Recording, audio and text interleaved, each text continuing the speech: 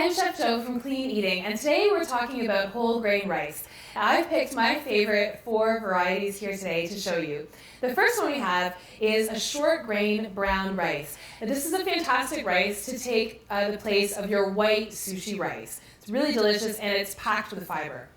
The next variety we have is our Thai red rice. Now this rice is really high in B vitamins, iron, calcium, and anthocyanin, which is a really powerful antioxidant. The third variety of rice I have here is a Chinese black forbidden rice. Now this rice is really interesting. It kind of goes from this black color when it's raw to more of a purple color when you cook it, especially when you see liquid in the pan. You'll really notice the black color coming off. Now, a big tip for this rice is that it will bleed and stain anything you cook with it, so unless you want purple or black chicken, it's best to keep everything separate when you cook them.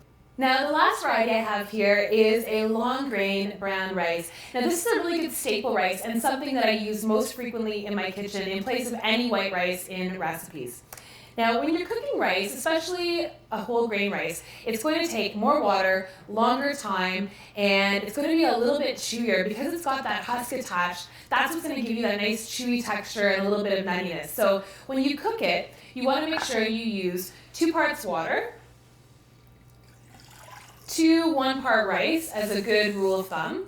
Now you can just put this on your stove, bring it to a boil over high heat, cover it with a tight fitting lid, and then let it simmer. And make sure you don't lift the lid when you're cooking it or you'll let all the steam escape and all that nice heat that you've tried to create. If you're unsure about the cooking time of your rice, you can cook it just like pasta. So bring a large pot of water to a boil, toss your rice in, and then you can just keep tasting it after about 20 minutes to see if it's cooked. It'll be a little bit chewy in the center and then cooked on the outside. Now, if you're cooking rice like pasta, all you have to do is make sure that you strain it using a fine mesh strainer when it's done cooking. If you're cooking it in a pot like this, once it's finished cooking, you can lift the lid off and just kind of let it sit for about 5 minutes, and then take a fork and just fluff it lightly with a fork. If you find that there's any excess water at the bottom of your pan, you can simply strain it out using a fine mesh strainer. Before you cook your whole grain rice, it's really important that you rinse it thoroughly. So you'll want to rinse it under cold running water in a fine mesh strainer until the water runs clear. This will help take off any residual starch and any of the stickiness that it has on the outside, and it'll allow for really nice, light, fluffy grains after you cook it. I'm Chef Jo. For fantastic recipes using whole grain rice and more tips and tricks, visit us at cleaneating.com.